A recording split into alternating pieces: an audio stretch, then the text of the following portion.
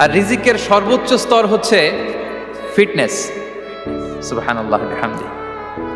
আমরা অনেকে এটাকে নেগলেক্ট করি, গুরুত্ব দেই না, কিন্তু এটাই রিজিকের সর্বোচ্চ স্তর, ফিটনেস। আপনি ফিট থাকা, অর্থাৎ ফিজিক্যাল অ্যান্ড মেন্টাল ফিটনেস, শারীরিক এবং মানসিক সুস্থতা, এটা রিজিকের সবচাইতে উচ্চতম স্তর, the higher stage of risk provision sustenance.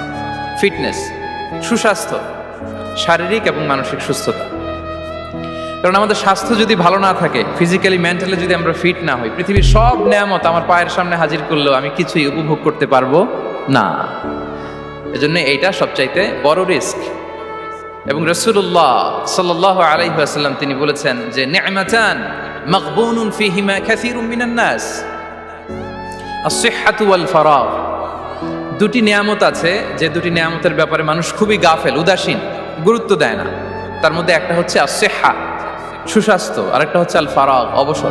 আমরা যখন খুব ব্যস্ত হয়ে পড়ি, নাভিশ্বাস, সময় নাই, খুবই রাশিং, তখন বুঝি যে অবসরের কত দাম। আবার আমরা যখন ফিজিক্যালি উইক হয়ে পড়ি, অসুস্থ হয়ে যাই, তখন বুঝি সুস্বাস্থ্যের কত দাম। তো রিজিকের সর্বনিম্ন স্তর হচ্ছে, প্রিয় ভাই এবং বোনেরা, খাদ্য, টাকা পয়সা, জাগতিক সম্পদ, এগুলা। আর রিজিকের সর্বোচ্চ স্তর হচ্ছে fitness, physical and mental fitness. আর রিজিকের সর্বোত্তম স্তর হচ্ছে পুণ্যবান জীবন সঙ্গী এবং নেককার সন্তান, ফায়াস ওয়াইফ অ্যান্ড চিলড্রেন। সুবহানাল্লাহ বিহামদি। একটু খেয়াল করে দেখেন যে আমার লাইফ পার্টনার, আমার জীবন সঙ্গিনী, সে যদি আল্লাহওয়ালা হয়, সে যদি ভালো হয়, আর আমার সন্তানটা যদি আল্লাহওয়ালা হয়, আমার ঘরটাই তো জান্নাত, ঠিক কি না? তো এটা হচ্ছে রিজিকের সর্বোত্তম স্তর। জীবন সঙ্গিনী সে যদি নেককার হয়, আল্লাহওয়ালা হয়, মুতিয়া কানিতা সে যদি হয়, আর আমার সন্তান, আমার চিলড্রেন, সেও যদি ফায়াস হয়, তাহলে আমার ঘরটাই হচ্ছে paradise, a piece of paradise in this দুনিয়া। সুবহানাল্লাহ। আমরা আম্মাজান খাদিজাতুল কুবরা আত-তাহিরা রাদিয়াল্লাহু তাআলা আনহা, ওনার কথা জানি যে বিষ্ণু ঈসা ইসলামের স্ত্রী আমাদের আম্মাজান রাসূলুল্লাহ সাল্লাল্লাহু আলাইহি ওয়াসাল্লামকে বড্ড ভালোবাসতেন, আগলে রাখতেন, সবসময় মেন্টালি সাপোর্ট দিতেন, ফিনান্সিয়ালিও সাপোর্ট দিতেন। বিষ্ণু ঈসা ইসলামকে আম্মাজান খাদিজা এতই ভালোবাসতেন, বিষ্ণু ঈসা ইসলাম বলতেন, রুজিকতু হুব্বাহা, আমি খাদিজার ভালোবাসাকে রিজিক হিসেবে পেয়েছি। সুবহানাল্লাহ।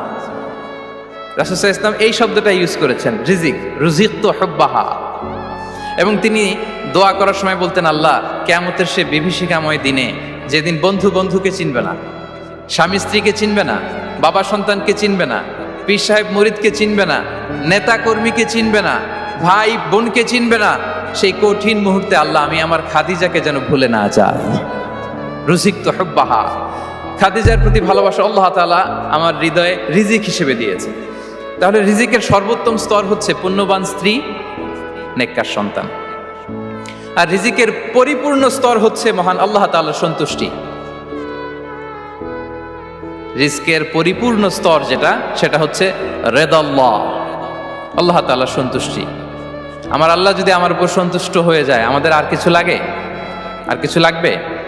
এটাই তো আমাদের এক্সপেকটেশন, এটাই তো আমাদের কামনা বাসনা, এটাই আমাদের ইচ্ছা যে আমার আল্লাহ আমার উপর সন্তুষ্ট হবে। এটা হচ্ছে পরিপূর্ণ স্তর রিজিকের। এটা যে পায়, তার আর কিছু লাগে না। এবং এটা মানুষ নিশ্চিত হতে পারে যখন সে দুনিয়ার জীবনকে শেষ করে আলামুল বারজাখের দিকে যেতে শুরু করে। তখন তাকে বলা হয়, ইয়া আইয়াতুহান নাফসুল মুতমাইন্না ইরজিই ইলা রাব্বিকি রাদিয়াতাম মারদিয়া ফাদখুলি ফি ইবাদি ওয়াদখুলি জান্নাতি। হে প্রশান্ত আত্মা, হে প্রশান্ত আত্মা, প্রবেশ করো, তোমার রবের দিকে চলে এসো, সন্তুষ্ট চিত্তে, সন্তোষ ভাজন হয়ে আমার কাছে এসো, আমার জান্নাতে প্রবেশ করো। সুবহানাল্লাহ বিহামদি। এই দুনিয়া ছেড়ে যখন আমরা যাব, তখন যদি এই অ্যানাউন্সমেন্টটা আমার জন্য দেয়া হয়, আমার আর কিছু চাওয়ার পাওয়ার আছে? প্রিয় ভাই এবং বোনেরা, বলেন, এই আল্লাহর সন্তুষ্টির ঘোষণা যদি আমি এই পৃথিবী থেকে বিদায় লগ্নে পেয়ে যাই, আমাদের আর কিছু চাওয়া পাওয়ার আছে? ইয়া আইয়াতুহান নাফসুল মুতমাইন্না ইরজিই ইলা রাব্বিকি রাদিয়াতাম মারদিয়া। আমরা কিছুদিন আগে আমাদের সকলের প্রিয় আল্লামা দেলোয়ার হোসেন সাঈদী রাহিমাহুল্লাহ, নাওয়ারাল্লাহু মারকাদাহু ওয়া জাআলাল ফিরদাউস মাসওয়াহু, ওনাকে আমরা হারিয়েছি। আমি যখন ওনার শোক বার্তা নিয়ে ফেসবুকে স্ট্যাটাস লিখি, কমেন্টে আমি এই আয়াতটা লিখেছিলাম। আমি খুঁজে পাচ্ছি না যে আমি কি দিয়ে এটার উপমা দিব, কি দিয়ে ওনার বিদায়ের উপমা আমি জানাবো, আমি খুঁজে পাচ্ছিলাম না কোনো আয়াত। তখন এই আয়াতটা লিখে আমি উপমা দিয়েছি। আল্লাহু আকবার। গোটা বিশ্বের মানুষ কেঁদেছে, গোটা বিশ্বের মানুষ গায়েবানা জানাজা পড়েছে, গোটা বিশ্বের মানুষ ওনাকে অশ্রুসিক্ত বিদায় দিয়েছে।